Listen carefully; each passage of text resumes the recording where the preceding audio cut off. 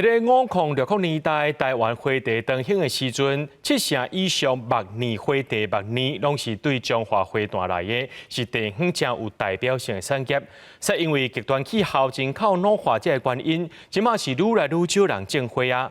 花坛农会对10年前开始推动优先种植，提悬目年的收购绩效，也增加农民种花意愿。不过今年气候反常，收成是真歹，产量减5成以上。 原本应该是开满满的万年花，但是农民却爱一丛一丛找花瓣。即阵当时花坛万年花第二水采收的尾声，农民表示，今年5月天气温差大，加上黄霜雨落伤粗，造成万年花树无花黄，收成真歹。花大量的时候，伊个时机没问题，按拄像即马那样无花啊，蛮几年啊。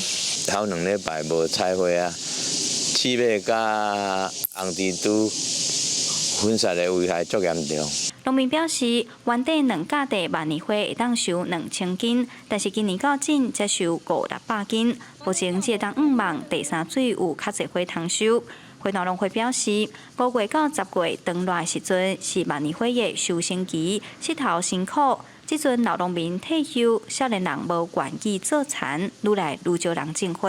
茉莉花伫花坛已经种植面积已经直直减去啊，所以阮就来推广无毒的茉莉花。开始的时阵头4分外地开始试做啦，吼，经过这头10年的时间吼，面积已经增加到5公顷咯。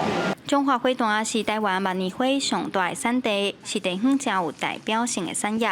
过去上兴的时阵，栽种面积有180公顷，主要提供分花地使用，目前剩30公顷左右。